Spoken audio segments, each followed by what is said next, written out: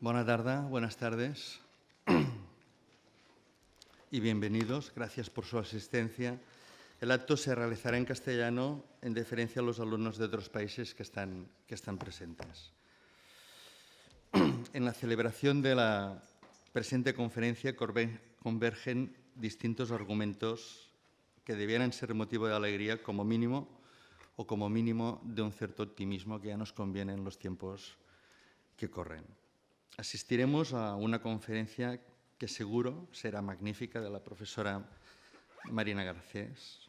Esta conferencia, además, es fruto de un acuerdo entre la Universidad y el Institut d'Humanitats de Barcelona, inscrita en el marco de esta exposición magnífica que luego, si queréis, tendréis la oportunidad de ver, de las ciudades compartidas del CCCB.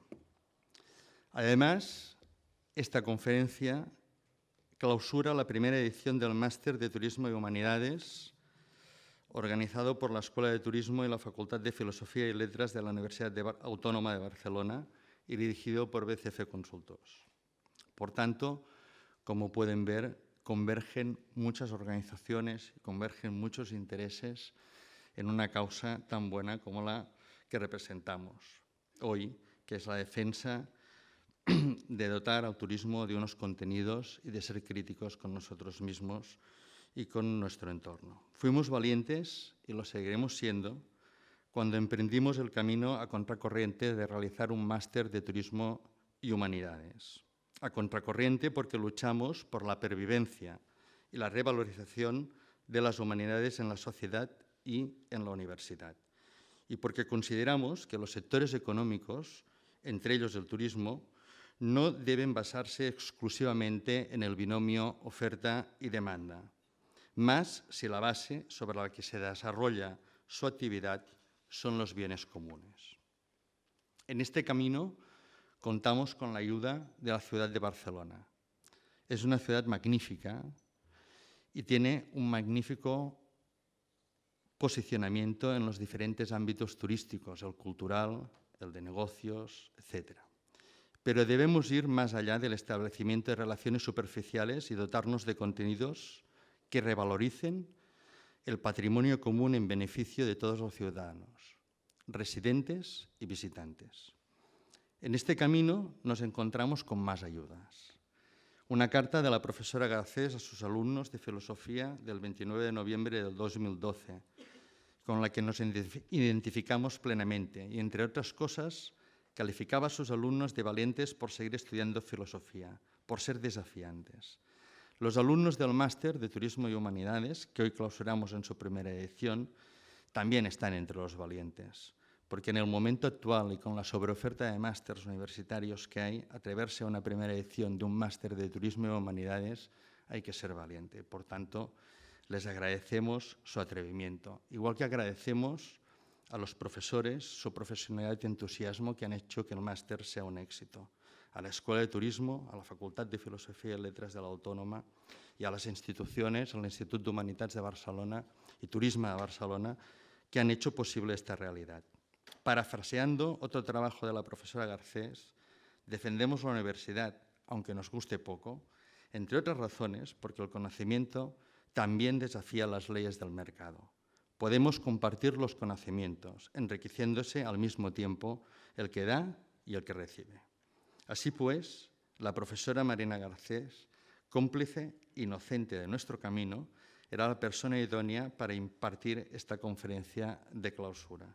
La profesora Garcés es titular de Filosofía de la Universidad de Zaragoza, tiene muchos trabajos publicados, entre los que destacamos los libros En las prisiones de lo imposible, Un mundo común y El compromiso, y trabaja en iniciativas fantásticas como Espai en Blanc. Muchas gracias por su trabajo y muchas gracias por aceptar la invitación.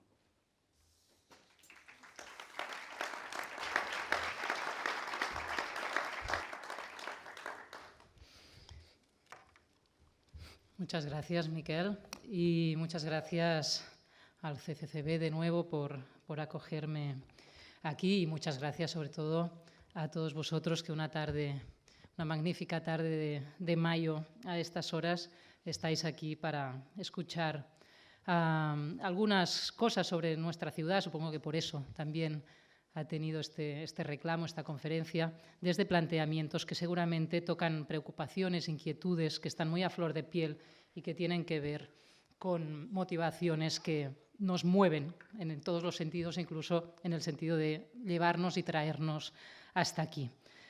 La verdad es que cuando me propusieron de hacer esta conferencia hace ya tiempo, mi primera reacción fue entre de susto, de extrañez y de rechazo, ¿no? Y dije, pero si yo ni soy experta en turismo, y no solo no lo soy, sino que es algo que, confieso, me provoca una profunda animadversión, una animadversión que no sé ni cómo justificarme, porque me genera realmente malos sentimientos y cosas feas, y pensé, no soy la persona para cerrar un curso en el que, digamos, de un modo pues tan bien intencionado como acaba de explicar Miquel, se intenta dar otra aproximación que permita acercarse a un fenómeno como este de otra manera.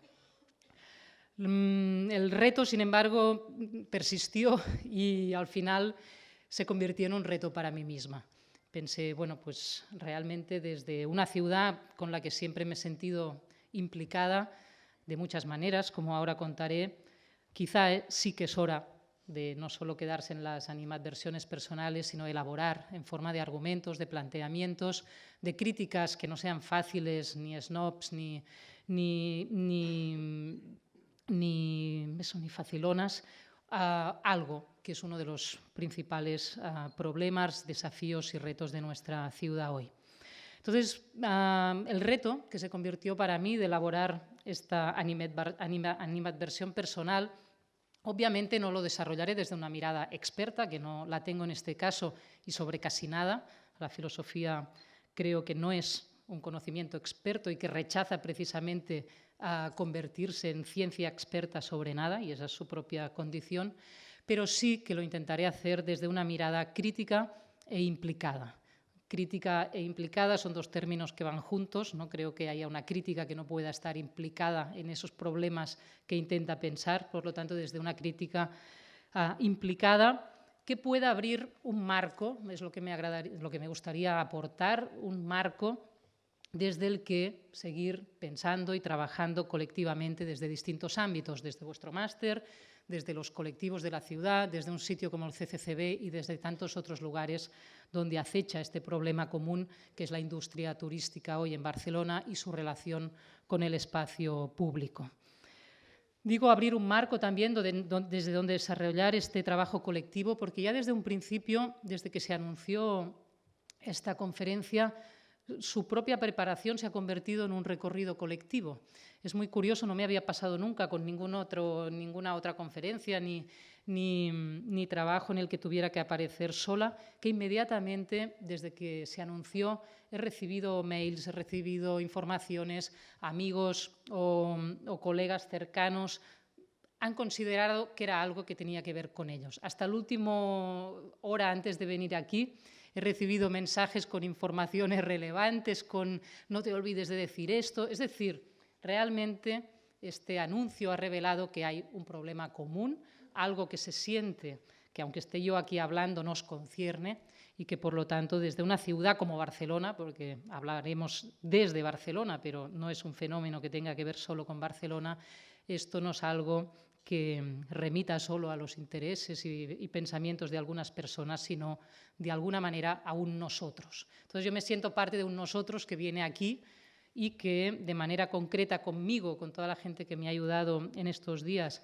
y de una manera más extensiva con todos los que nos sentimos concernidos por este tema, pues desde ese nosotros intentaremos abrir un lugar desde donde seguir pensando esta cuestión. Es obvio que esta mirada crítica e implicada tiene un punto de anclaje que está en el propio título de la conferencia y que es el que nos reúne aquí, que es Barcelona. A pesar de que yo no trabajo en Barcelona desde hace más de 10 años, soy, como ha dicho Miquel, profesora en la Universidad de Zaragoza, no he dejado nunca de vivir en Barcelona y no me he planteado nunca trasladarme a la ciudad donde trabajo. Es decir, que recorro muchos kilómetros a la semana, arriba y abajo, para volver a dormir aquí y para seguir viviendo aquí. Quizá porque las cosas que mejor nos definen son aquellas que no escogemos, ¿no? La ciudad donde hemos nacido, los padres que nos han hecho, los hijos que nos llegan y que tampoco planificamos, los amores que nos vienen, las vocaciones, ¿no? Y eso es algo que precisamente choca con parte del individualismo electivo, de esas prisiones de lo posible en las que nos construimos en nuestros proyectos, en nuestros destinos, incluso turísticos, que esos sí que los escogemos, ¿no? Quiero ir aquí. Pero donde naces, donde vives, con quién convives, a quién amas, eso no se escoge, y la ciudad de Barcelona tampoco. Entonces, desde aquí, desde este punto de anclaje, lo que sí que, de algún modo, no sé si he escogido, pero he construido con otros, es un punto de vista crítico, una implicación con los movimientos sociales que desde que yo tengo edad de poderme mover sola por la ciudad, he acompañado y me he implicado en ellos, los movimientos sociales que desde los años 90 se han revelado precisamente contra las distintas etapas a través de las cuales se ha ido construyendo la ciudad como marca y sus consecuencias. Estos movimientos sociales que se han revelado desde hace muchos años ya contra la construcción de la marca Barcelona y sus consecuencias para la ciudad y sobre todo para sus ciudadanos, para mí ha sido un recorrido que me ha llevado con otros, desde el movimiento de ocupación y de antiespeculación en los años 90, tras la construcción de la Barcelona Olímpica. Me ha llevado también al movimiento antiglobalización, cuando Barcelona empezó a competir en el mercado internacional de las ciudades globales. Me llevó también al movimiento contra el Fórum 2004, cuando la ciudad, bajo ese proyecto de ciudad de la tolerancia, la paz, las diferencias, seguía impulsando la construcción de una ciudad-empresa, aunque en ese momento algunos de sus aspectos ya empezaban a hacer aguas. Y finalmente me mantiene hoy implicada en los movimientos que desde esta misma ciudad impulsan la desobediencia, la economía social y el cooperativismo, entre muchas otras cosas, en la Barcelona de la crisis. Por lo tanto, en tanto que vivo y he vivido siempre en Barcelona, pero en tanto también que he estado siempre coimplicada, comprometida con los movimientos que se resisten e intentan construir otra ciudad más allá a través de su marca, es desde donde voy a intentar construir esta mirada crítica e implicada. Precisamente en torno al año 2004, poco antes, fue un momento en el que algunos de estos movimientos sociales empezamos a hablar mucho de la marca Barcelona. Concretamente, por ejemplo, en un libro como este, que se llamó La otra cara del Fórum de las Culturas S.A., escribíamos toda una serie de gente un informe que se llamaba Barcelona 2004, el fascismo posmoderno, que empezaba con párrafos como este. La marca Barcelona es el modo en que nuestra ciudad se inscribe en un mundo que, como vemos, lleva al capitalismo a su apogeo. La marca Barcelona compite con las otras marcas en el mercado de las marcas y tenemos que desear vivamente que esté entre las vencedoras, pues de lo contrario todos saldríamos perjudicados. La necesidad de esta guerra se presenta como algo natural. Ante la alternativa, conectarse o morir, la conversión de Barcelona en una marca entre las marcas aparece como algo indiscutible. Nosotros desconocemos si otra globalización es posible. Seguramente no. Lo que sí sabemos es que la marca Barcelona, que ahora se expresa como Barcelona 2004 es repugnante y que la rechazamos por 5 razones fundamentales. Y las desplegábamos, no voy a leer todos los párrafos, porque comporta demasiadas injusticias, porque comporta demasiado dolor, porque comporta demasiado engaño, porque comporta demasiada impotencia, porque comporta demasiada mediocridad. Injusticia, cada uno de estos párrafos estaba desplegado y argumentado. Injusticia, dolor, engaño, impotencia y mediocridad son, en fin, los materiales que edifican una ciudad en la que la mayoría de sus habitantes tiene que hacer de su vida nada más que un medio de vida. Ciudad laboratorio de un sistema al que tengamos o no alternativas globales, no dejaremos de querer derrocar.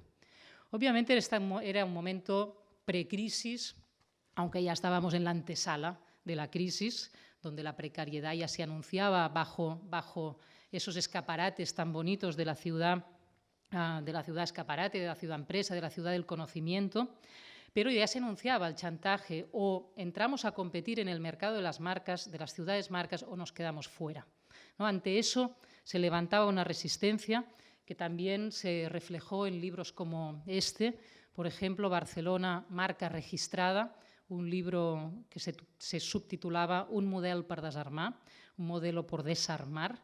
En este libro, es un libro colectivo publicado por Virus, también en el 2004, una serie de activistas, investigadores sociales escribieron colectivamente un libro que rastreaba ya muy bien en la construcción de esa marca y proponían o simplemente afirmaban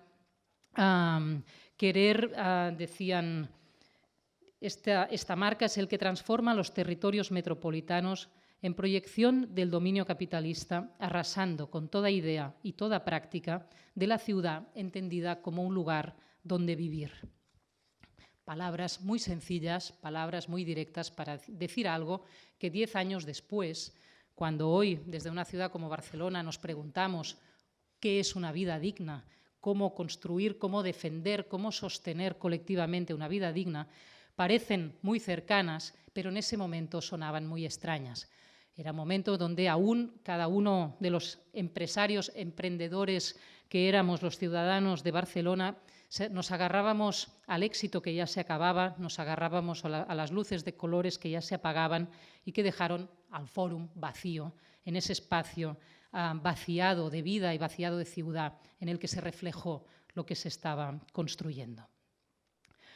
En ese momento el discurso oficial seguía muy ligado a lo que había sido el discurso del modelo Barcelona, un discurso más ciudadanista que empresarial. De hecho, yo tengo la percepción en ese momento, sin haber estudiado todo esto, sino haberlo vivido desde estos lugares, que quienes más hablábamos de la marca Barcelona éramos los que la rechazábamos, mientras que el discurso público seguía aferrado a esa idea del modelo Barcelona como un modelo de cohesión social, urbanística y territorial que en un inicio se había propuesto ser. Pero estaba pasando, obviamente, otra cosa. Y unos años después fue el propio discurso oficial el que ya asumió la idea de marca como valor, ¿no? La marca dejaba de ser una denuncia de eso que se estaba haciendo con ese modelo de ciudad-empresa, dejaba de ser un insulto, por decirlo así, estáis convirtiéndonos en una marca, y se pasó a convertir en un valor a defender, como todos conocemos ya a través de los medios actualmente de la producción institucional, como esta misma revista del Ayuntamiento de Barcelona, en el que en el número 90, uno de sus números recientes del otoño de este curso, pues dedica todo su número a la marca Barcelona y a sus dificultades, a sus perspectivas, a algo precisamente a defender de la posibilidad de que pierda valor como manera de defender la ciudad. Es decir, que la marca, el management de ciudad, city brand, todas estas cosas pasan a ser el centro también de la ideología y del discurso público. Pero mientras tanto, en ese ir y venir de discursos y de contradiscursos, de críticas y de defensas de la marca Barcelona como herramienta para hacer ciudad, en este cambio también de época, se nos cuela a todos un invitado al que quizá en esa batalla habíamos prestado poca atención, que es la industria turística. Y no diré el turista, porque no voy a centrar mi conferencia en el turista, que muchas veces caemos en esta trampa como si el problema fuera el turista. El protagonista que se nos coló fue la industria turística, protagonista que incluso desde el discurso que hace suya la marca Barcelona como valor empieza a ser un problema. Por ejemplo, en los artículos de esta revista, el debate es hasta dónde la marca Barcelona tiene que seguir asociada, y solamente asociada y cada vez más asociada a un turismo de masas, a un modelo de explotación turístico, etcétera, etcétera, que finalmente devalúa la marca a pesar de haberle dado su inicial valor, ¿no? La industria turística está aquí, y tanto desde la crítica como desde la defensa de la marca Barcelona, creo que ya definitivamente hoy hacer una crítica seria al chantaje de la marca Barcelona, a ese tenemos que estar, si no nos caemos, ¿de qué vamos a vivir? Hay que vender la ciudad para que ésta viva, para que nosotros vivamos, pasa por poder hacer también una crítica consistente a la industria del turismo. Hace poco alguien me preguntaba ¿por qué nadie desde el mundo intelectual se ha tomado hasta ahora en serio el turismo? Parece que sí, que desde la antropología, sobre todo, desde el arte, desde el cine, hay un interés por el turismo desde hace muchos años como experiencia del mundo contemporáneo. Esto es obvio que es así. Desde el urbanismo también, por aquí está Francesc Muñoz, que ha hecho trabajos importantes en esta dirección. Pero como problema, ¿no?, de opinión pública, como algo relevante desde el pensamiento crítico, desde la relación con las perspectivas y los proyectos de politización, de repolitización de la vida colectiva que estamos planteando hoy, ¿por qué el turismo ha tenido tan poca centralidad?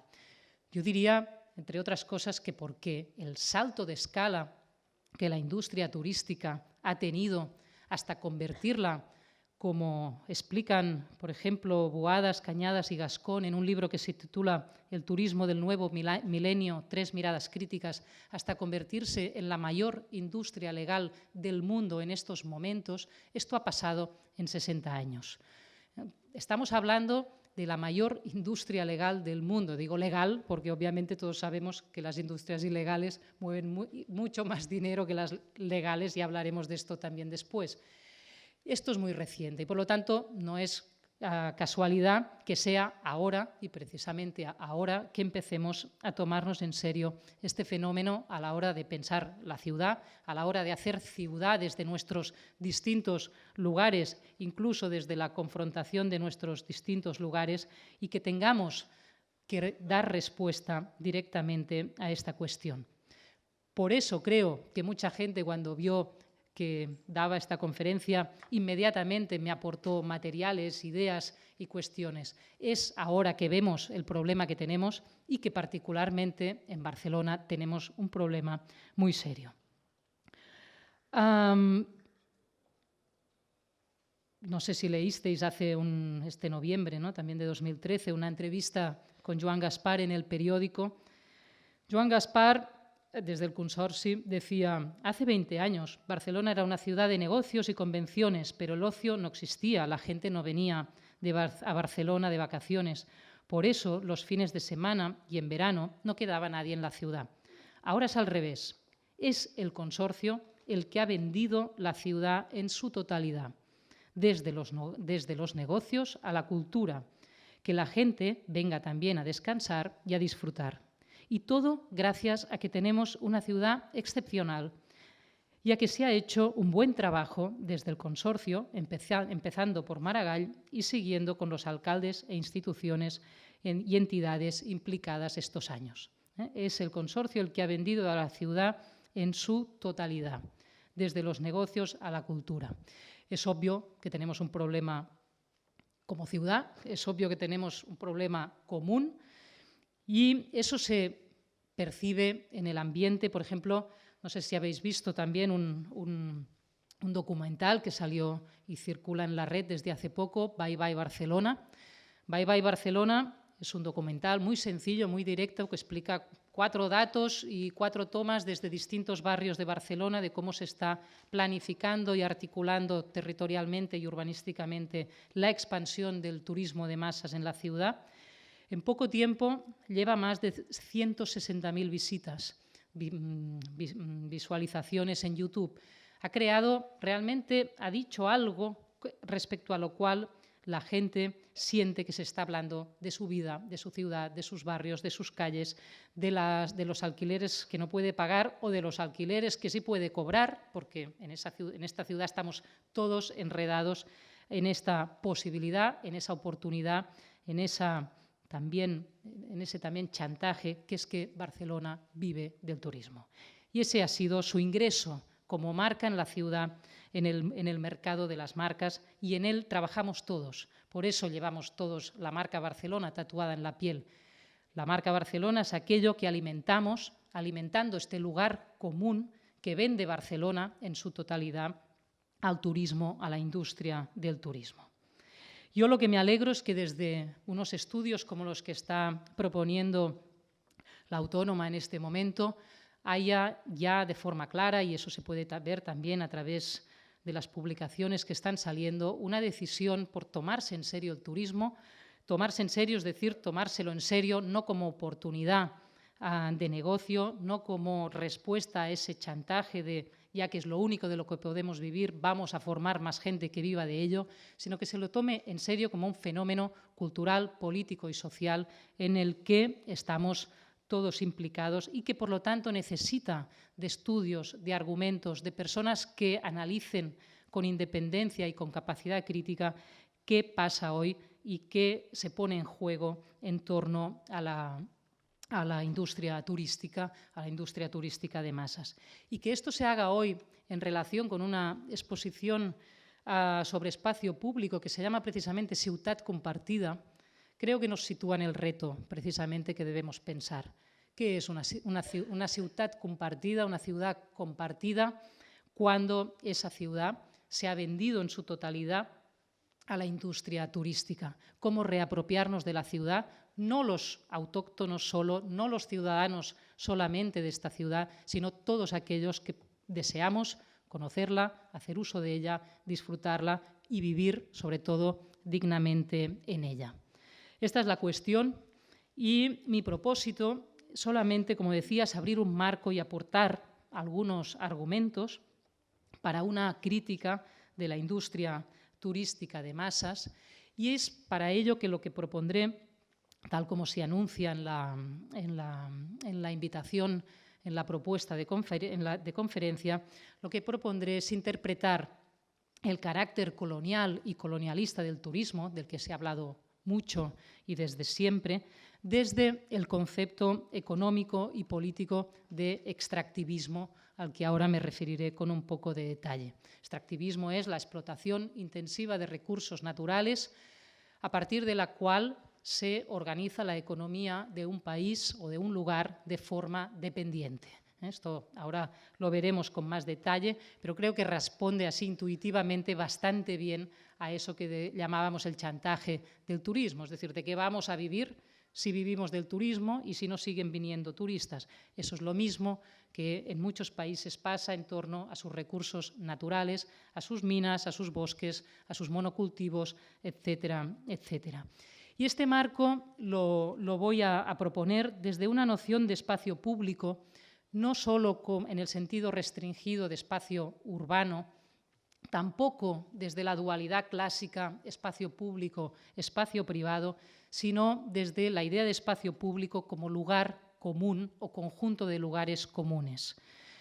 Yo creo que hoy se ha analizado también desde muchos lugares y desde muchos registros, hemos desbordado la dualidad público-privado, esfera pública, esfera privada, y la vida colectiva se plantea como un problema común precisamente que atraviesa a la vez y afecta inseparablemente ámbitos públicos y ámbitos privados. Un ejemplo, la lucha actual, por ejemplo, por la vivienda digna y contra los desahucios, pone perfectamente en relación estos dos ámbitos. Es una lucha por lo que más claramente ha sido siempre el lugar del espacio público, el espacio doméstico, ¿no? La vivienda privada, convertida en una lucha de calle, en una lucha de ciudad y de ciudadanía, que además implica y transforma la concepción de lo político profundamente que tenemos en este momento. Podríamos hablar también de las redes sociales o tantos otros ejemplos de cómo esa dualidad público y privado ha sido atravesada y la vida colectiva como problema común se plantea atravesando y planteando la cuestión de qué son hoy lugares comunes para una vida digna. Eso es desde donde voy a hablar también de espacio público en este sentido. Y obviamente este marco lo que pretendo es que aporte elementos de análisis y de crítica que sirvan para entender mejor y para intervenir mejor en esa posibilidad abierta, necesaria y urgente de reapropiarnos de la ciudad, de desmarcar Barcelona, de desmarcarnos de la marca Barcelona para reapropiarnos de la ciudad como un lugar común. Voy a empezar retomando algunos muy rápidamente algunos de los rasgos, de las ideas más clásicas, más conocidas de por qué y cómo el turismo se analiza y se presenta muchas veces críticamente como un fenómeno de colonización. Por ejemplo, otro libro reciente, ¿no?, que he encontrado últimamente se titula «No disparen contra el turista, un análisis del turismo como colonización». Es un ejemplo que tenía a mano, pero hay mucho, si buscáis un poco, análisis en este sentido del turismo como colonización por distintas razones. En primer lugar, por la manera como explota y domina territorios, poblaciones, culturas, espacios urbanos y ecosistemas. Es una relación claramente colonial o colonialista. Esto no voy a entrar aquí porque seguro que conocéis mucho más que yo la casuística y los elementos de este tipo de análisis, cómo prolonga, ¿no?, el dominio colonial a través del dominio de territorios, poblaciones, culturas, espacios urbanos y ecosistemas. En segundo lugar, también el turismo tiene una matriz colonial en la manera como organiza la mirada sobre el mundo desde la desigualdad. A pesar de que se hable tanto de la democratización del turismo, ¿no?, del acceso al turismo barato y de masas por parte, se supone, de ese cualquiera clase media que sería la población mundial, que ya sabemos que es una falacia porque no existe, sigue articulando el turismo el mundo desde una mirada basada en la desigualdad. El turismo articula la geografía del mundo en centros y en periferias, centros turísticos, zonas muertas, vacías y no transitables. El turismo también articula los mapas del mundo según zonas de seguridad, zonas en guerra o en peligro. Para el turista es fundamental la seguridad y solo hay turismo donde hay seguridad. Por lo tanto, también hay una geopolítica del turismo que articula al mundo en zonas de seguridad, zonas en guerra o en peligro. Y finalmente, como está claro, en zonas ricas y en zonas pobres. Zonas ricas y zonas pobres, en todas ellas puede haber turismo, pero se localizan en torno y según sus relaciones de riqueza y de pobreza. Pero finalmente también el turismo tiene un efecto colonizador, ya no solo sobre los territorios o sobre su jerarquización, que serían las dos primeras maneras de entenderlo, sino también porque coloniza el sentido mismo de la experiencia. Y ahí entramos en otro nivel más subjetivo, diríamos, del carácter colonizador del turismo como sentido de la experiencia. Es decir, el turismo no solo hace turísticas cada vez más partes del mundo, necesita expandir, ¿no?, su mercado y sus productos como cualquier otro mercado, sino que también se expande convirtiendo en turísticas cada vez más actividades. Y eso lo hemos vivido todos. Todos hemos ido toda la vida de excursión o a comer a la fonda del pueblo de al lado o a subir una montaña o a visitar un museo. Todo eso, que es una pluralidad de actividades con toda su riqueza y con toda su diversidad, hoy todo esto es hacer turismo. Turismo rural, turismo de montaña, turismo de mar, turismo cultural, turismo gastronómico, turismo enológico, turismo. Incluso descansar es hacer turismo, reposar es hacer turismo, irse a una spa es hacer turismo, darse un masaje es hacer turismo. Todo lo que no sea trabajar o reproducir la vida en el ámbito doméstico es hacer turismo. Por lo tanto, el turismo también es colonizador del sentido de la experiencia, que queda convertida en una actividad analizable, evaluable, monitorizable y analizable desde unos mismos parámetros, que obviamente son parámetros de actividad, de rendimiento económico y de resultado, éxito o fracaso bajo estos mismos parámetros. Por lo tanto, tres sentidos de la matriz colonial del turismo, que solamente las indico para situarnos en esta base y para situar respecto a ellas también cuáles son normalmente las posiciones críticas que encontramos.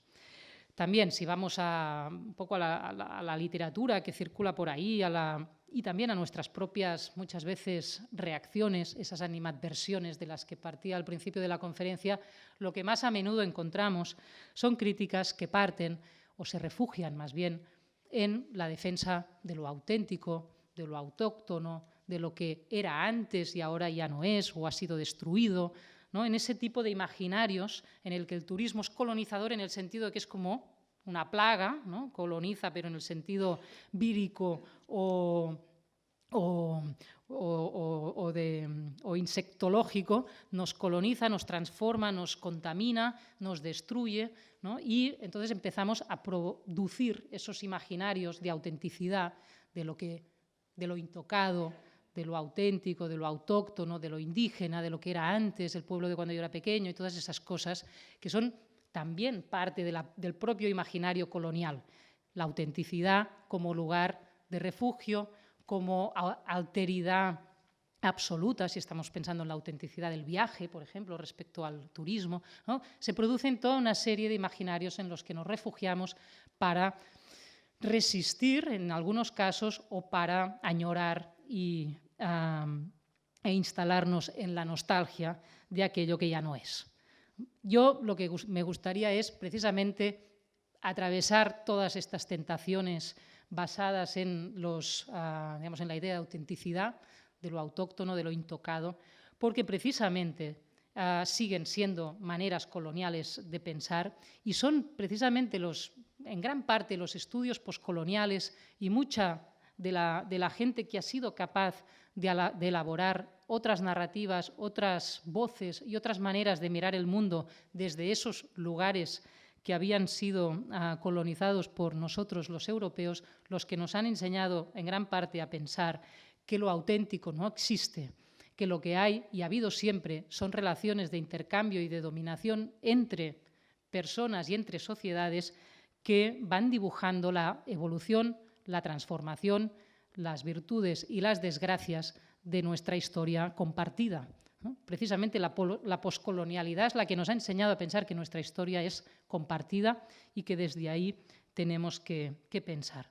Por lo tanto, dejamos a un lado cualquier tentación de caer en la nostalgia o en el resistencialismo de la autenticidad que se pierde bajo la colonización del turismo y busquemos otra matriz, otro modelo desde donde pensar este carácter colonial de la industria turística.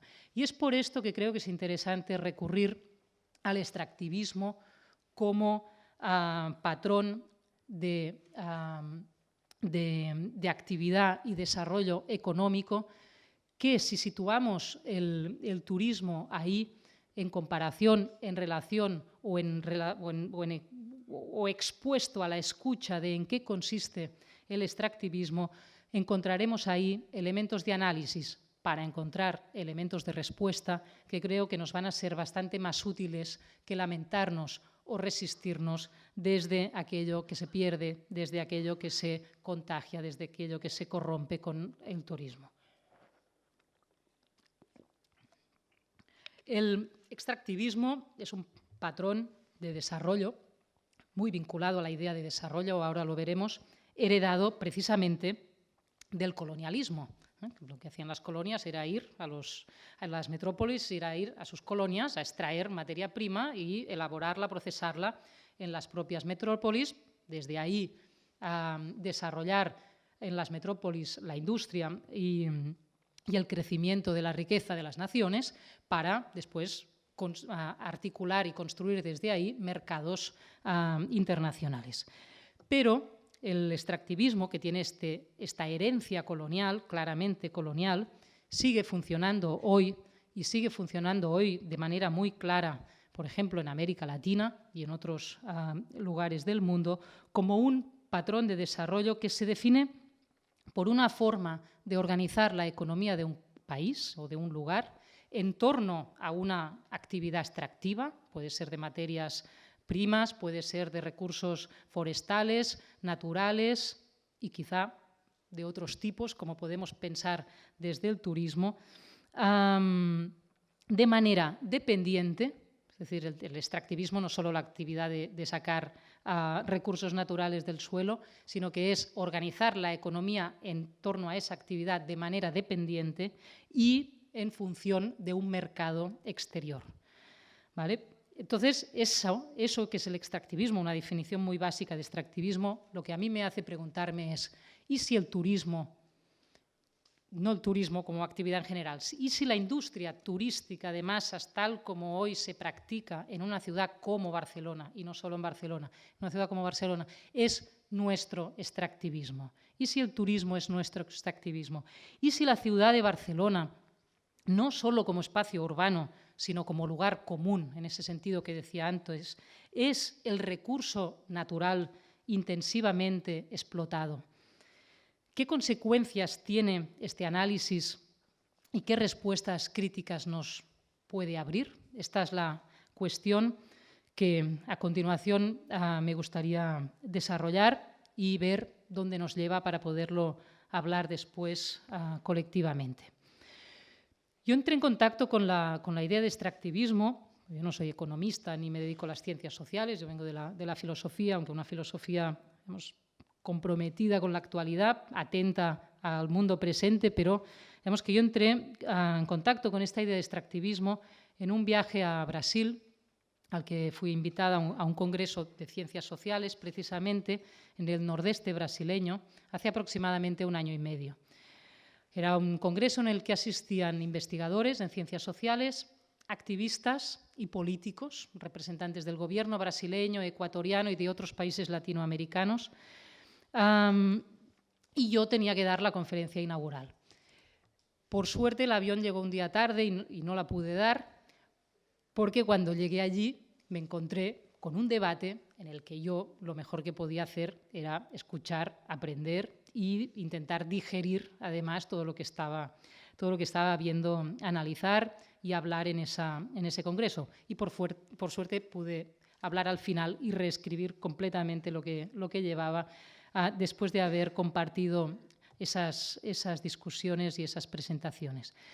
La discusión fundamental en torno a la cual giraba ese congreso, no tanto las presentaciones, sino lo que estaba pasando ahí realmente y que continuaba en las cenas y continuaba en los pasillos, era la discusión en torno a cómo los gobiernos de izquierda actuales de muchos países de América Latina, aquellos que algunos llaman gobiernos progresistas, otros llaman gobiernos populares, según estemos hablando de Brasil o de Bolivia o de Ecuador, cómo estos gobiernos son los que están impulsando hoy un nuevo extractivismo de tipo desarrollista, es decir, sigue con el desarrollismo como criterio principal de su argumentación, de su legitimidad, es decir, se hace para desarrollar cada uno de esos países y de manera, además, totalmente dependiente y cada vez más dependiente de esas actividades y de los capitales transnacionales, especialmente chinos, que están invirtiendo y que están promoviendo esas actividades desarrollistas extractivistas. Claro, no solo eran académicos, había políticos, había expolíticos, había activistas y tenían un problema. Decían, son nuestros gobiernos, aquellos que nuestros movimientos han llevado al poder, los que están hoy amparando, legitimando y promoviendo esa nueva dependencia económica respecto a unas actividades que no solo nos hacen económicamente más vulnerables, sino también territorialmente y socialmente más pobres, porque destruyen nuestros recursos naturales, destruyen nuestras comunidades, destruyen el tejido social bajo un efecto de desarrollismo rápido, de dinero rápido, de creación de nuevas clases medias con crédito barato y fácil, cosas que conocemos bastante bien. Entonces, eso que de entrada me pareció lejano y digamos, y un tipo de análisis en el que tampoco yo me muevo habitualmente, poco a poco me fue sonando bastante familiar. Había muchos elementos de lo que se hablaba allí, aunque se hablara de bosques y de minas, pero lo que estaba pasando me resonaba mucho a cosas que hemos vivido aquí y que estamos volviendo a vivir aquí en torno a la industria turística especialmente. Entonces, es por eso que creo que vale la pena tomarse esto en serio y pensarlo un poco más. La cuestión del extractivismo ahora se ha ampliado mucho. Por ejemplo, desde Canadá se están haciendo también muchos análisis y muchos trabajos sobre el extractivismo, no solo como actividad económica, sino incluso como concepto filosófico. Hay todo un trabajo, por ejemplo, de una indígena canadiense, ¿no?, en torno al extractivismo como categoría filosófica. También se ha convertido en adjetivo que sirve ya un poco para todo, ¿no? Las clases extractivas, la modernidad extractiva, el imperialismo extractivo. Si buscáis un poco de bibliografía lo encontraréis enseguida. Yo creo que sí, está bien que nos lo tomemos en serio, pero no es una metáfora. Es una realidad y muy concreta, con unas consecuencias muy precisas que creo que vale la pena, digamos, no dejar en la flotación de los adjetivos. Ahora todo es extractivo. No, ¿qué quiere decir? Que el extractivismo sea la matriz económica, productiva, política y social de unas determinadas maneras de organizar la economía en muchas partes del mundo y quizá aquí también. Entonces, lo que he hecho, sin ser economista, ni experta, ni especialista en estas cosas, es tomar un poco algunos estudios básicos sobre el extractivismo y sacar muy literalmente, copiando sus propias palabras, algunas de las características y de las consecuencias con las que se analiza el extractivismo actual, este nuevo extractivismo del que escuché hablar en ese año pasado en Brasil, y ver cómo, digamos, qué resonancias, cómo se escucha, si las escuchamos desde nosotros y no desde ellos, que son siempre los colonizados, desde nosotros, que somos los actualmente expropiados. En esa solidaridad, es decir, en ese problema común entre los colonizados, que son siempre ellos, y los expropiados, que somos actualmente nosotros, cómo podemos situar los parámetros fundamentales de este extractivismo. Y los voy a repasar muy rápidamente.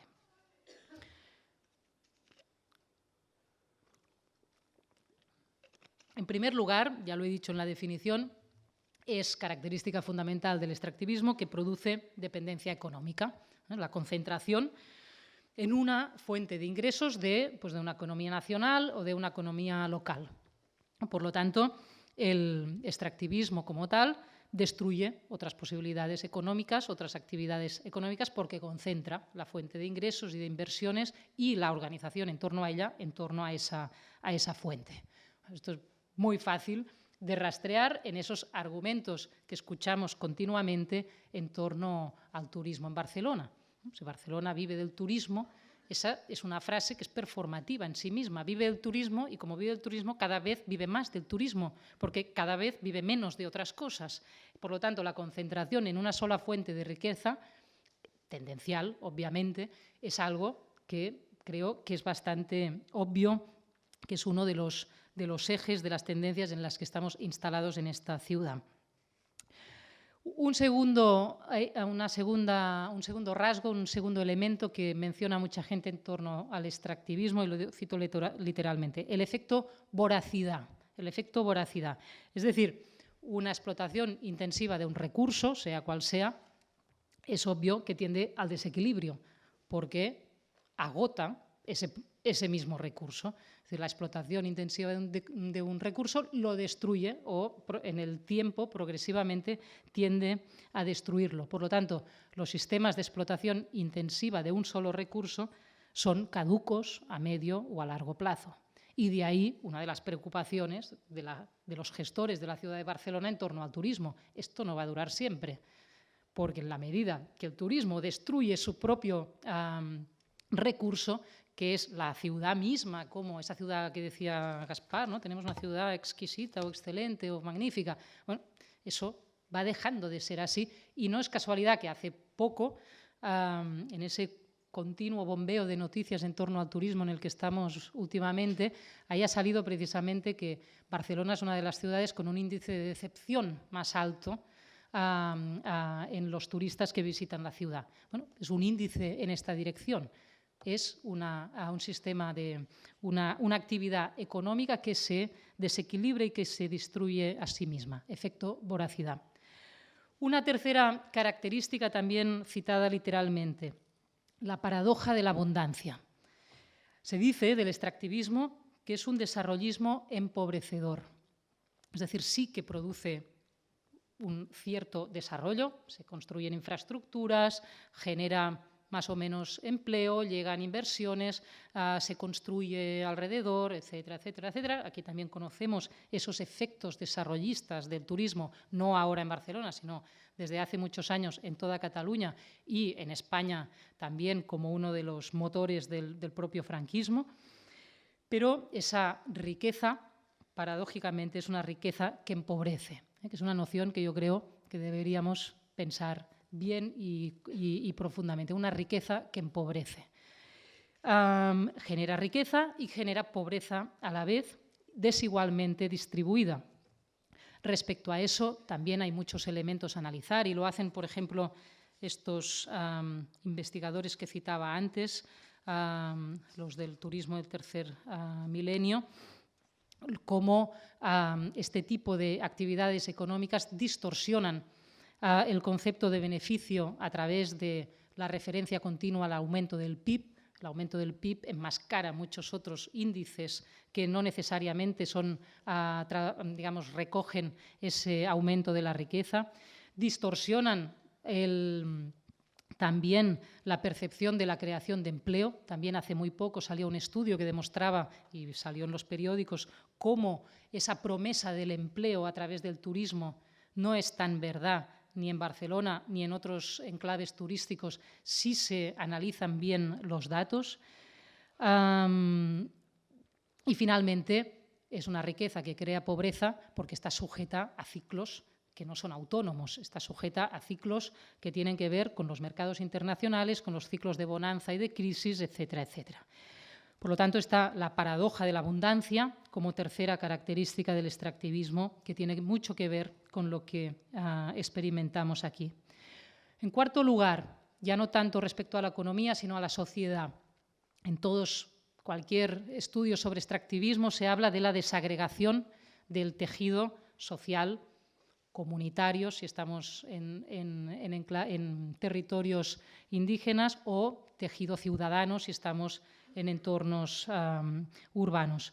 El extractivismo es obvio que por su intensidad y por su violencia tiene efectos sobre los tejidos sociales en los que se da. Y muy claramente, eso me llamó mucho la atención, se habla de cómo el extractivismo tiende a generar una sociedad civil pasiva y con mentalidad rentista. Pensemos en nuestros pueblos y ciudades, ¿no? En cómo una sociedad civil que pasa de la noche a la mañana a poderse vender el terreno, a poderse vender el piso, a poder recibir inversiones caídas del cielo, etcétera, etcétera, etcétera. Y eso como cultura de ciudad o como cultura de sociedad, eso va generando una sociedad pasiva y de mentalidad rentista, que ve pasar los barcos, como nosotros estos fines de semana, a ver cuánto dinero llueve del cielo, que ve llegar el pelotazo si el hotel cae en la calle de su ciudad o en el que tenía la masía, etcétera, etcétera. Son casuísticas que conocemos muy bien, los efectos son muy graves sobre la sociedad civil y sobre eso que entendemos o creemos pensar que es una ciudad tan ciudadanista como Barcelona. Potencia lógicas clientelares, esto es obvio, guiadas por el beneficio a corto plazo. Y además expone y de manera muy expuesta, muy poco cuidadosa a esa sociedad civil pasiva, a un ir y venir de población flotante que solo tiene que ver con esa actividad extractiva. En el caso de las minerías o de los bosques, pues con todos los trabajadores desplazados que mueven este tipo de actividades y lo que los rodea. En el caso del turismo es obvio que eso implica una doble población flotante que se relaciona solo en torno a esa actividad. Los turistas, ahora sí los turistas, y toda la gran masa, nube de trabajadores, muchas veces precarios, temporales, estacionales y en muchos casos ilegales, que nutren y sirven a esa gran industria. Por lo tanto, desestructuración, porque ese encuentro no se da de una manera equilibrada, no se da de una manera que se pueda realmente acoger y tejer, sino que se da con toda la violencia de su intensidad y de su encuentro. Y finalmente, quinto elemento, consecuencias políticas. El extractivismo, eso de que la economía y la política van por dos caminos separados, es obvio que no es así. Y finalmente, respecto al poder político, el extractivismo como modelo de acumulación y desarrollo tiene grandes y graves consecuencias. En primer lugar, y eso también cito más o menos literalmente algunos análisis, dicen, aumenta la tendencia al autoritarismo en la toma de decisiones. Eso no quiere decir que todos los regímenes se vuelvan dictatoriales o despóticos, sino que precisamente las actividades intensivas y focalizadas en una sola fuente como la del extractivismo tienden a crear interlocutores privilegiados, eso querrá decir también oligarquías de un tipo o de otro, o como dicen incluso, democracias delegativas. Y aquí entramos en un terreno precisamente de los que hoy está más en cuestión en nuestra ciudad también y en nuestro contexto político. Una relación con una industria como la turística expropia a los propios ciudadanos de los tiempos, de los lugares y de la capacidad de decisión sobre su propia ciudad de una manera muy clara. Y si alguna de las cosas se ha manifestado con más claridad en las nuevas formas de politización en estos últimos tiempos, es que la democracia puede basarse en la delegación de ciertas funciones, pero no puede ser delegativa en las decisiones de manera fundamental. Por lo tanto, ahí tenemos también un tema clave. Explotación extractiva muchas veces y de manera casi inseparable significa expropiación política del espacio público y de la ciudad. Y en segundo lugar, hay otra tendencia y otra consecuencia que también citada literalmente es la desterritorialización del Estado, del espacio, ¿no?, estatal, sea el que sea el Estado, bajo formas ¿de qué? De excepción, de legalidad ad hoc. Eso se hace para las minas y se hace para Barcelona World y se hace para la Fundació Bulli y se hace para cualquier enclave que necesite de leyes propias, de legislaciones desviadas, de excepciones a la legalidad, a la fiscalidad, etcétera, etcétera. Y eso funciona igual también para el extractivismo en América Latina y para el turismo en Barcelona. Desterritorialización del Estado, características que nos sitúan, creo, en un terreno en el que el extractivismo nos ayuda a pensar muchas cosas: dependencia económica, efecto voracidad, paradoja de la abundancia, desagregación del tejido social y ciudadano y, finalmente, autoritarismo delegativo político y desterritorialización del Estado. ¿Qué hacemos? ¿No? Que este ya es el final de la conferencia. ¿Qué hacemos? Pues parece que, wow, ¿no? Pues ante la pregunta ¿qué hacemos?, que últimamente se la hace a mucha gente y nos la hacemos continuamente los unos y los otros, yo creo que la mejor respuesta es preguntarnos qué estamos haciendo, o en este caso, ya que hemos ido a mirar hacia territorios de extractivismo en América Latina, pues podemos preguntar qué están haciendo, ¿no? En vez de ponernos aquí a dar pautas al mundo o a hundirnos en la impotencia, podemos preguntarnos situadamente también qué están haciendo. Entonces, también me he dedicado un poco a mirar por ahí planteamientos, luchas, respuestas, etcétera, etcétera, al contexto extractivista, y de manera muy rápida yo creo que hay tres respuestas o tres posiciones fundamentales en torno a este fenómeno. Aparte, no incluyo el de sacarle partido y tajada lo más salvajemente posible. Este ya sabemos que es el que lo mueve. Aparte de este, ¿qué otras respuestas hay? Bueno, la primera yo creo que es la que están haciendo, por ejemplo, estos gobiernos latinoamericanos llamados progresistas o populares, y creo que es también el caso seguramente de Barcelona, que es justificarlo por sus beneficios sociales, ¿no? Es decir, bueno, no nos gusta, no es la marca Barcelona que queríamos, nos gustaba más la ciudad del conocimiento, pero el dinero viene de ahí, y por lo tanto lo justificamos intentando ver en ello y gestionar a partir de ahí una cierta redistribución, una cierta idea de beneficio público o de interés común acerca de esa actividad. Esta es una opción, una manera de relacionarse con esa situación.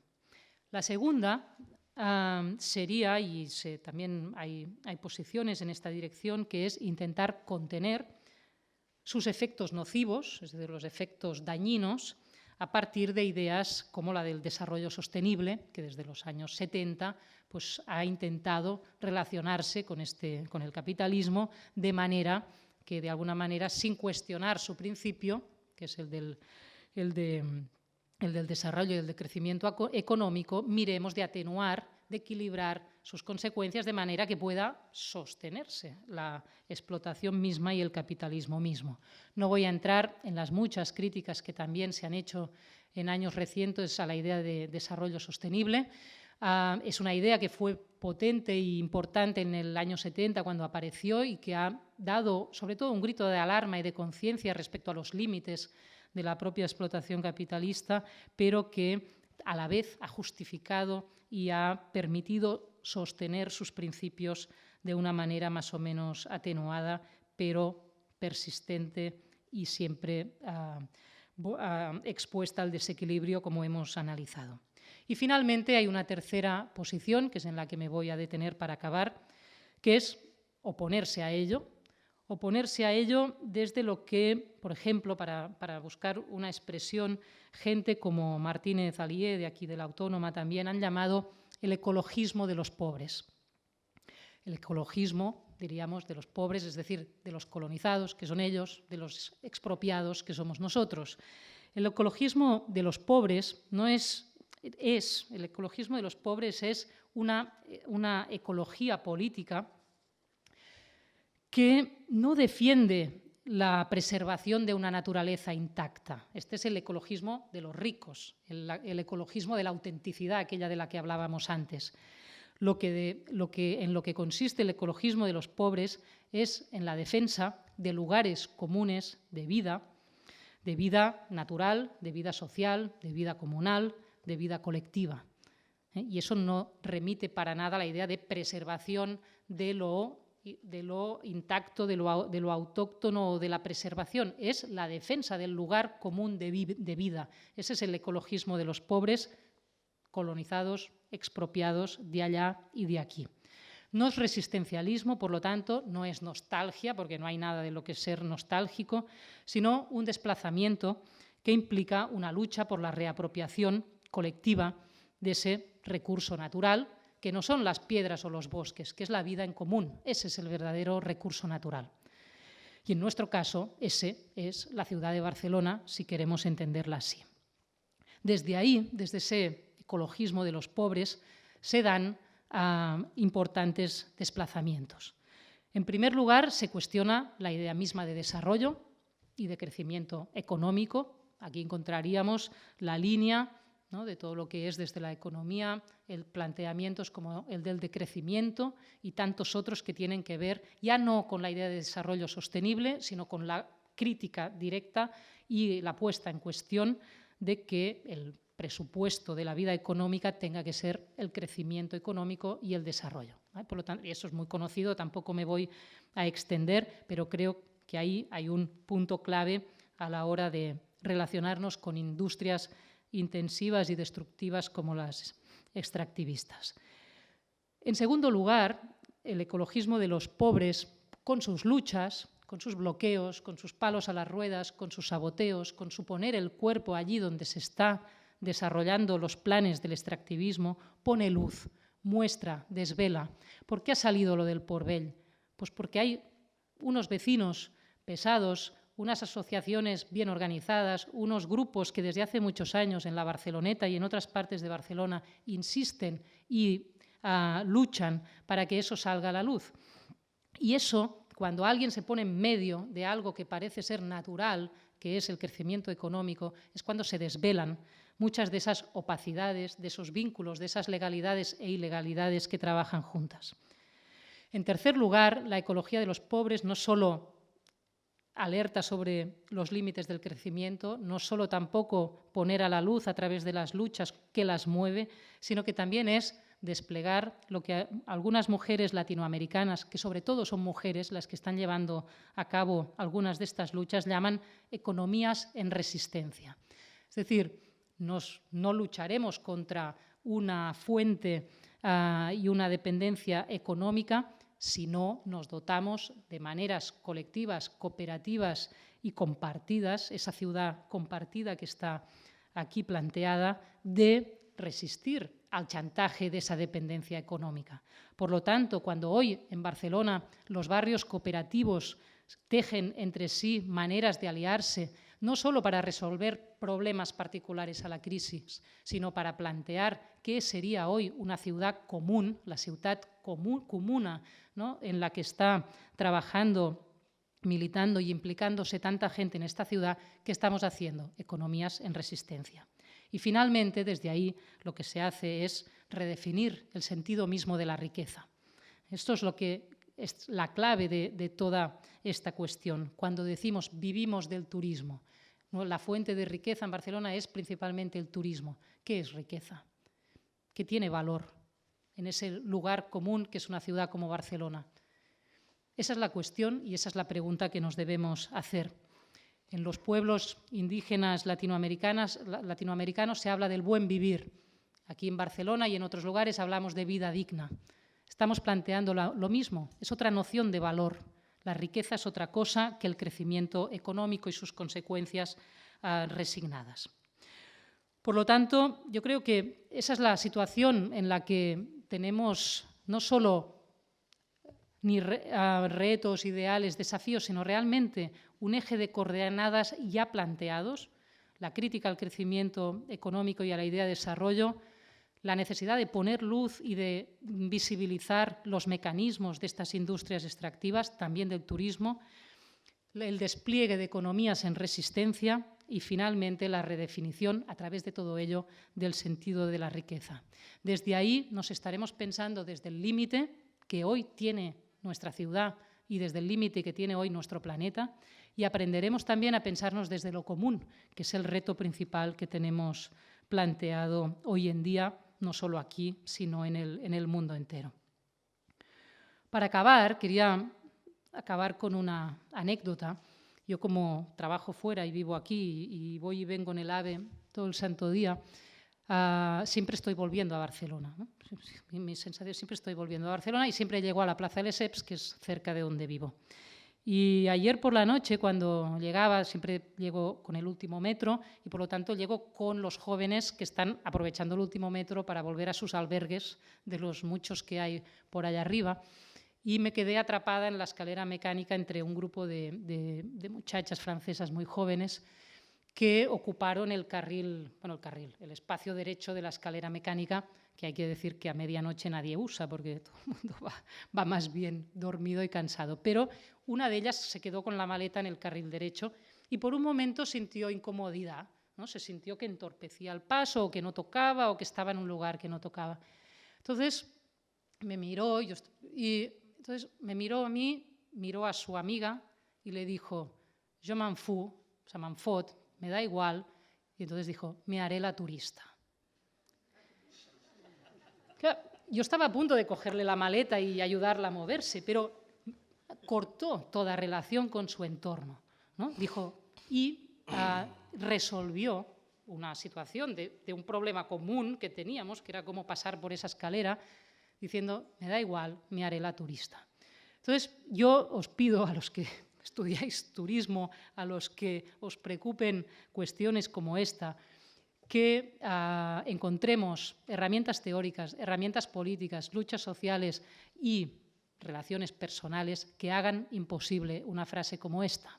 El turista, finalmente, si es eso, deja de ser alguien que llega y se va de los lugares comunes para convertirse en la parodia del individuo, precisamente de ese capitalismo global, que es el individuo que se desentiende, que pasa y circula por el mundo de tal manera que ni le preocupan sus industrias, sus efectos, sus problemas comunes, y puede decir: "Me da igual, je m'en fous, me hago el turista.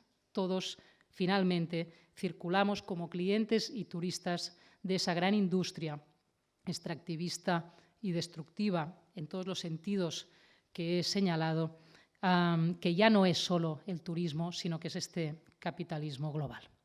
Gracias.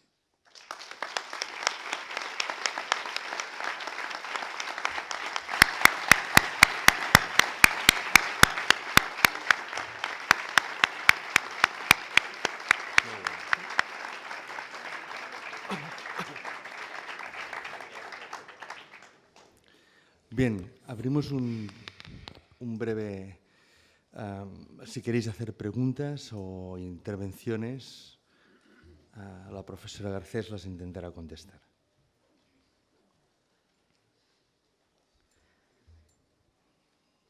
Las autoridades son conscientes de que si no cuidamos del turismo y a la naturaleza... Las autoridades son conscientes de que si no cuidamos a la naturaleza, mataremos a la gallina de los huevos de oro. Yo no lo sé, no hablo mucho con ellas, pero yo lo he señalado como uno de los puntos. Es precisamente una de las características de estas explotaciones intensivas, destruir su propio recursos, es decir, tienden a caducar este tipo de actividades económicas. Es decir, que espero, pero bueno, no sé si habrá que preguntárselo. Ja no sé qui dona... Sí. Hola, bona tarda. Gràcies per l'exposició, que m'ha semblat brillant. Coneixia el terme de l'extractivisme, que em sembla claríssimament aplicat, el de la colonització, interessantíssim. I després, de cara a les solucions, aquí és el drama, em pregunto, per ser molt breu, si aquesta de l'ecologia dels pobres no serà finalment un altre atractiu turístic. És a dir, clar, aquesta és la gravetat del tema, no? És a dir, que penso que hi ha dues coses que hem de tenir en compte. Jo soc un actiu lluitador en aquest sentit. Penso que, a més, el gran problema és que ho fem de manera amable, perquè la meva tendència és la ràbia permanent, no? Ho hem de fer de manera amable perquè entremig dels que ens provoquen la ràbia, començant per les nostres autoritats, les elits extractives, són també, hi ha molts turistes de bona fe que van com nosaltres anem per ciutats, respectant, etc., i sense el gemmanfú. Aleshores, com ho fem amb amabilitat i com ho fem de manera massiva? El tema de la Barceloneta, el Port Vell, el moviment d'Itziar González, aquestes qüestions molt concretes, molt interessants, però em temo que el tema cooperativisme, etc., això no sigui una altra forma d'atractiu turístic. Un dels problemes, i acabo, del gran èxit de Barcelona és sobretot el boca-orella. És a dir, i en això hi ha molts mitjans de comunicació molt progrés que hi contribueixen, es descobreixen els secrets de tota la vida. Aquell bar en el qual el Quimet de Gràcia, que només el coneixien uns quants, surt el Time Out, cagada rock, hòstia. El Time Out està fent aquesta funció, menciono clarament, està fent aquesta funció d'això.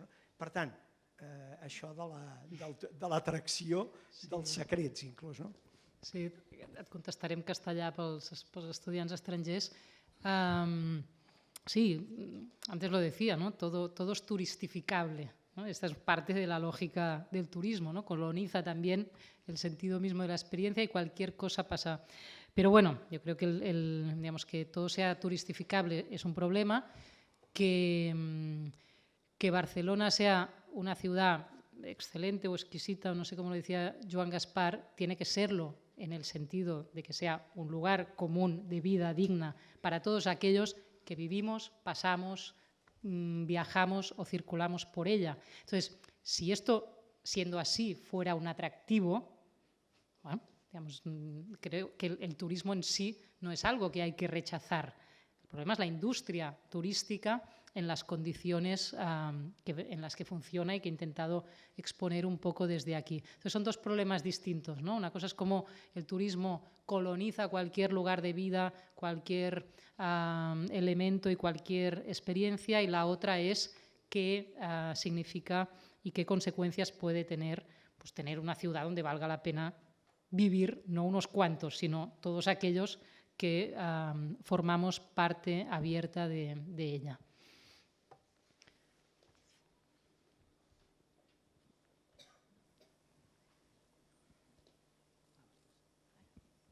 Sí, yo tenía dos preguntas. La primera, que ha hecho este señor. En este mismo sentido, me da la impresión de que sufrimos como también un prejuicio así un poco intelectual cuando vamos a un país como los de América Latina y nos damos cuenta que en una situación más extrema es cuando surgen estas ideas, ¿no? Estas soluciones, estas reacciones. Parece que es la única manera, o sea, si no tuviéramos un extractivismo tan fuerte, no sería posible desarrollar otro tipo de paradigmas. ¿Tú crees que esto es así? Esto por un lado, ¿vale? No entiendo muy bien la pregunta. La sensación de que todas estos nuevos paradigmas para combatir, ¿no? Por ejemplo, lo que comentabas bueno, las 4 o 5 puntos que comentabas de actitudes que surgían, desvelar la luz, el activismo, el colaboracionismo, solo surgen en una situación extrema de conflicto, ¿no? Esto es algo que tenemos la gente que solemos viajar y nos damos cuenta que fuera, en un lugar... No, yo te respondería que, digamos, yo lo que he hecho es esta lectura desde un espejo, ¿no? Que nos... ¿no? Digamos, este discurso más o menos edulcorado en el que hemos vivido hasta ahora respecto al turismo en Barcelona, leído desde allí, le devuelve una imagen, pero que habla de nosotros. Entonces, también en las respuestas, estas 4 respuestas en las que he desplegado esta idea del ecologismo de los pobres, no son modelos que tengamos que ir a buscar allí para pensar cómo los aplicamos aquí. Cada uno de estas 4 dimensiones son cosas que están pasando aquí. Es decir, la crítica al crecimiento, al principio mismo del crecimiento económico, es decir, el decrecimiento como posición ética, económica, etcétera. La lucha contra determinados planes, en este caso turísticos. No hace falta ir a mirar cómo luchan las comunidades indígenas para ver que aquí, desde ese lugar también hay desde siempre una gran capacidad, quizá no toda la fuerza que quisiéramos, pero una capacidad de autoorganización y de lucha en ese sentido. Las economías en resistencia. Cataluña tiene una historia riquísima y una capacidad enorme precisamente de construir economía cooperativa en resistencia, que ahora se está rescatando, conociendo y prolongando de una manera clarísima. Entonces, y la cuestión de la relación entre buen vivir y vida digna, yo creo que también. Entonces, lo que he hecho es poner en resonancia a un ellos y un nosotros, que muchas veces, precisamente por ese prejuicio colonial, seguimos mirando como si ellos fueran los que sufren, ellos son los que luchan. ¿No? ¿Qué está pasando aquí en serio? ¿No? ¿Qué está pasando? Y bueno, entonces sale todo esto a la luz si nos hacemos esta pregunta. Y entonces el nosotros somos nosotros también, ¿no? Somos todos en esa alianza por una vida digna. Por otro lado, desde la propia extractivismo pues se generan industrias como la propia industria de la universidad, de la educación. A veces incluso estos másters, ¿no? Que sí parece ya casi un mercado propio de la propia industria turística. Quería saber cómo planteas, cómo hacer para que esta sensibilidad o este debate penetre en las universidades. Es decir, que puede parecer fácil en tu caso, pero igual en otros ámbitos no sucede, ¿no? Sí. Bueno, el tema universitario es otro que merecería una conferencia tan larga como esta, que por cierto, disculpad por la extensión, que siempre procuro ser breve, pero es que esto merecía desplegar argumentos un poco bien ordenados. Digamos, el análisis de que la universidad es parte de las industrias del conocimiento está claro. No sé si respondería exactamente a un paradigma extractivista. No creo que todo sea extractivismo. La universidad extrae muchas cosas. No sé si la intensidad y la dependencia como criterios de su carácter extractivo responderían del todo a este modelo, pero está claro que es, ¿no?, uno de los motores de movilización en parte este capitalismo global. Y digo en parte, porque creo que no es todo. Y aquí ese título que él recordaba antes de ¿por qué defiendo la universidad si me gusta tan poco?, ¿no?, que fue un artículo que escribí este invierno. Creo que es un territorio de lucha aún, la universidad, de conflicto, digamos, de disonancia, en transformación. No sé hasta cuándo se podrá decir esto, y quizá esté hasta cuándo, como casi con todo, va cada vez más rápido. Pero bueno, creo que, digamos, es un terreno en el que merecería la pena dedicarle más tiempo y más argumentos, para no decir simplezas. No sé què. Hola, ho faré en castellà perquè molta gent no entén català encara. Bueno, resulta que hablamos del Port Vell. Están llegando cruceros de Barcelona y toda la porquería nos la estamos quedando nosotros. Por ejemplo, no enchufan a la red eléctrica de aquí, no. Van con los motores tirando el combustible quemado al aire, contaminando la ciudad. Después, todos los residuos que hacen, nos tenemos que quedarnos nosotros. ¿Y quién se beneficia de esto? Pues los comercios, nada más del Paseo de Gracia y todo esto, y los ciudadanos nos beneficiamos, nos contaminamos cada vez más. A ver qué le parece. Sí. Sí, también salió, es que no sé, estos días, cada día ha salido una noticia que tiene que el 40% de la polución de Barcelona viene del puerto, no solo de los cruceros, viene del puerto. Bueno, ¿qué hacemos con el puerto?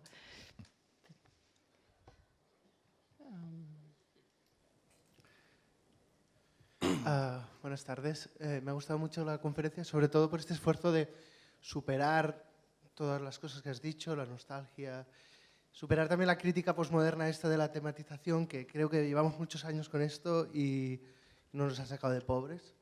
Creo que tenemos que ir un poco más allá de esto.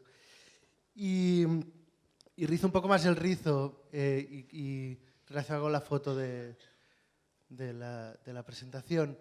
El Parque Güell, en el cual yo personalmente me he visto involucrado en la lucha para defender su carácter público. Y nos ha dado una paradoja, y es que teníamos que defender un común, que era el parque, un espacio público, sin criminalizar el turista. Es decir, teníamos que pensar en común, juntamente con los turistas, porque en el momento en que nos poníamos en contra, este gobierno legitimaba este cierre, ¿no? Entonces, tu discurso me ha gustado mucho, estas derivas del capitalismo global y tal. No sé si tampoco nos ayudarán a empoderarnos ahora mismo y en este momento donde tenemos este problema tan candente, ¿no? Pero si podemos pensar la ciudad en común junto con los turistas, yo creo que es un reto que... Bien, lo dejo ahí. Sí, la anécdota con la que acababa, esta de la escalera mecánica, iba un poco en esta dirección, y era una invitación a que, ¿no?, pues mucha de la gente que está aquí, que son estudiantes de másters de turismo, lo tomen como situación, digamos, de referencia, ¿no? Como, ¿no?, esa maleta que entorpece el paso entre ella y yo, ¿por qué no la sacamos juntas, ¿no? ¿Por qué no pensamos el Parque Güell juntos? Bueno, pues eso implica pensar formas también de interlocución y de organización, que no, como turismo de masa es un fenómeno históricamente tan reciente, pues hay que inventar, ¿no? Esos otros, ellos, ¿cómo lo hacemos un nosotros?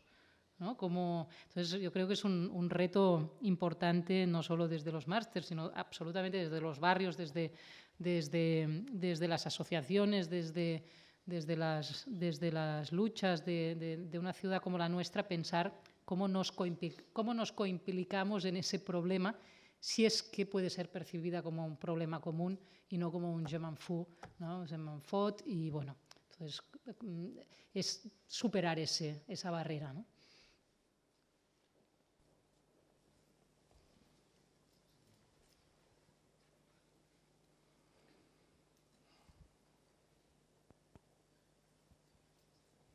Sí, enhorabuena por la conferencia, sobre todo por el gesto que a veces intentamos inculcar a los estudiantes de que para aclarar el objeto de estudio a veces hay que irse fuera y volver. Y por tanto, dos cosas que parecen muy diferentes, como la economía extractiva y el turismo, acaban desde el punto de vista de cómo entender el proceso que da lugar al objeto de estudio es bastante productivo y me ha gustado mucho. Especialmente me ha interesado el momento en el que hablabas de ese cambio tan importante del turismo, cuando pasa de ser algo excepcional, ocasional o puntual a tener esa vocación totalizadora en el tiempo, en el espacio, en el sentido de que la tendencia es que no quede ningún espacio sin turismo, ningún momento sin turismo. Es decir, esa relación espacio-tiempo del turismo que actualmente se revela muy interesante en mi opinión, ¿no? Pero claro, en términos de hipótesis, esto quiere decir que el turismo adquiere una cierta tendencia de normalidad urbana. En ese sentido, desplazar el concepto del turista a la ocupación parcial de los espacios y los momentos me sugiere la idea de pensar que todos somos turistas en la ciudad, sin movernos. Entonces, en ese sentido, no sé si te parece una hipótesis plausible que muchas de las categorías que utilizamos para pensar sobre los turistas podemos aplicarlas un poco a los mismos ciudadanos, ¿no? Lo cual complica muchísimo. Sí. Y lo podemos dejar para otro día, pero me parecía interesante esa idea de cómo algo que parecía un objeto de estudio muy, muy acotado se nos revela en este siglo XXI como quizás la más interesante plataforma para entender las sociedades que pensábamos sin el turismo, ¿no? Y por cierto, el Bar Quimet de Gracia ahora es una peluquería. No, gracias. Gracias, Francesc, por esta sugerencia que quizá además responde un poco a la intervención anterior también, ¿no? Cómo superar ese nosotros-ellos, también empezándonos a pensar nosotros de otro modo, que no sea desde estos paradigmas ¿no? del Astérix en su poblado resistiendo a la invasión, ¿no? Y convirtiendo al turista en enemigo, sino repensándonos también en un espacio de circulación en el que los nosotros se entrelazan de maneras mucho más complejas. Hola. Bueno, que esta pasividad del ciudadano que has comentado antes. ¿Esa? La pasividad del ciudadano. La sociedad civil, sí. Sí. ¿No crees que puede ser debida a la militarización del territorio que se hace a través de todas las ordenanzas municipales? Por ejemplo, que a las 12 de la noche aparezca una furgoneta de policía en el MACBA y se vaya todo el mundo corriendo de manera absurda, tipo porque se esté tomando una cerveza o nada más. Y bueno, esto el día a día pues hace que la gente pues pague las multas con la oferta de descuento de 45 euros, si no dentro de un mes eran 90, pues la gente se calla y bueno, se adapta a lo que se le impone. ¿Y no crees que puede ser debido a esto? O por ejemplo, bueno, es parte de un fenómeno en el que, como decía, pues digamos la tendencia al autoritarismo y la tendencia a la delegación aumentan, ¿no? En lugares donde la sociedad civil y la vida en común no están tejidas, y entonces en vez de cuidar, ¿no? la ciudad y los espacios y los lugares comunes de vida a través de los usos mismos y de la vida que colectivamente deseamos hacer en ellos, hay que imponer normativas cívicas o normas policiales o del tipo que sean para mantener disponible, ¿no? hacia el cliente consumidor esos mismos espacios. Bueno, es parte de este fenómeno, no es tanto la causa, que tiene causas más complejas, sino que es parte de este mismo fenómeno. Hola, enhorabuena por la conferencia, muy interesante, pero me gustaría conocer tu opinión sobre un aspecto del turismo que no sé si es en esta conferencia que no has tocado o en general tienes una opinión que no le otorga mucha importancia, que es lo que constituye el principal atractivo para los turistas. Quiero decir que, por ejemplo, ahí vemos la foto del Parque Güell. La gente los turistas no van al Parque Güell porque sí, sino es que hay un monumento. Y el turismo se mueve porque tiene unos puntos de referencia, unos objetivos, unas metas con las que poco se puede hacer. O sea, paradójicamente o provocatoriamente, la mejor manera de que el Parque Güell seguro volviera a ser totalmente, universalmente gratuito sería desmontar la parte de Gaudí y el territorio se vuelve a ser otra vez un parque ciudadano. Entonces, una administración o un colectivo, por mucho que pueda hacer, claro, se confronta con lo que efectivamente mueve la gente de otros países, de otras ciudades, para visitar París, la Tour Eiffel o aquí la Sagrada Familia. Yo veía en el Bye Bye Barcelona la descripción de los vecinos del barrio de la Sagrada Familia, donde además yo he vivido un tiempo y puedo certificar que efectivamente es bastante pesada la situación. Pero, claro, hay un monumento. Entonces, esta base material, que además yo personalmente creo que en Barcelona es algo relativamente novedoso, porque el turismo históricamente en Barcelona no nace para promover su base material. Pero me gustaría conocer tu opinión respecto a esta parte del fenómeno turístico que no es nada marginal. Gracias. No, es un aspecto importante el que señalas. Creo que, digamos, yo no lo he elaborado especialmente, lo vivo y lo sufro como tú. Y lo que pasa es que, claro, llamas base material a un monumento, ¿no? Y entonces, ¿qué hay de material y qué hay de inmaterial en un monumento? Es decir, ¿por qué Gaudí? ¿Qué pasa con Gaudí, ¿no? Para mucha gente es espantoso. Para otros es ¿por qué Gaudí? O por qué tantas otras cosas que pasan, que ingresan, ¿no? Como productos, como destinos, como valores en el mapa del turismo.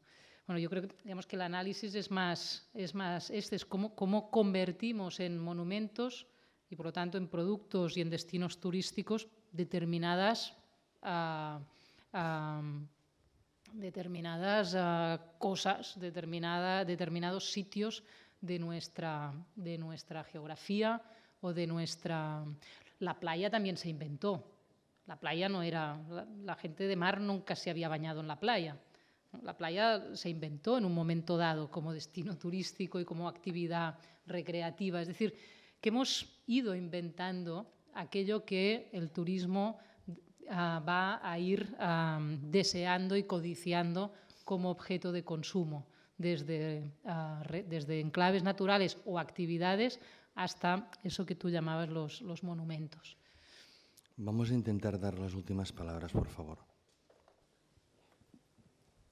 Buenas noches.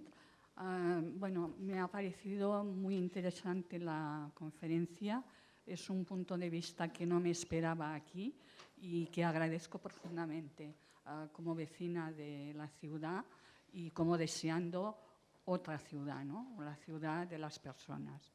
En este sentido, yo pienso que efectivamente en la ciudad hay gente que se mueve.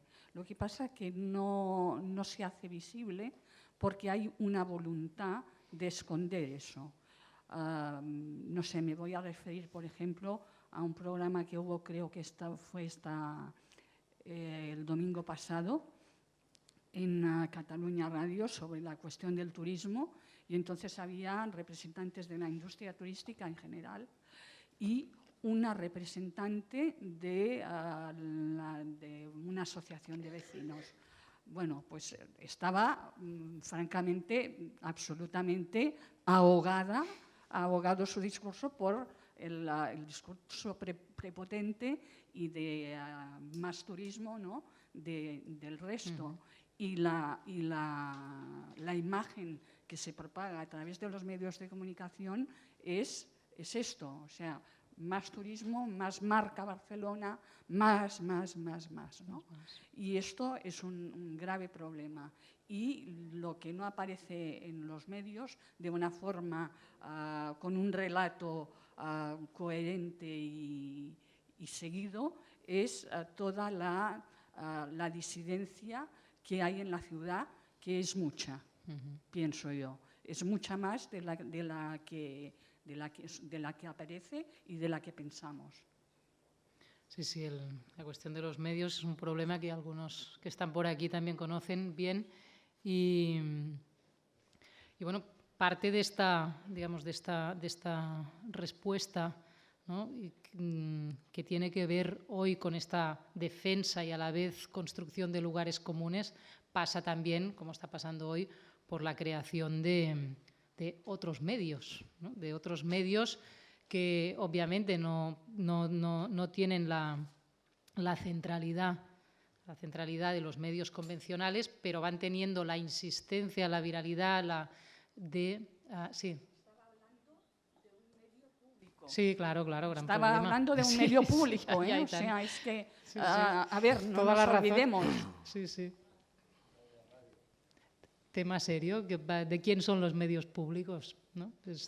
Y cómo nos reapropiamos de lo público desde este pensarnos desde lo común, ¿no? Yo creo que ahí tenemos otra batalla que pasa por crecer por fuera, es decir, todo el periodismo independiente que se está autoorganizando, buscando maneras no solo de voluntaristamente hacer las cosas, sino de poderlas sostener.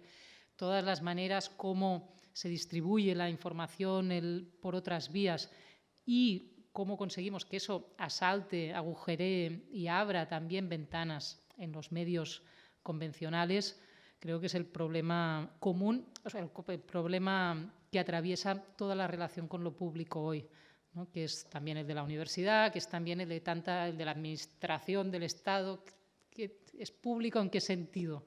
¿Qué sentido es nuestro? ¿En qué sentido tenemos democracias delegativas y ya está, como medios que nos cuentan la vida, aunque sean nuestros, de una determinada manera?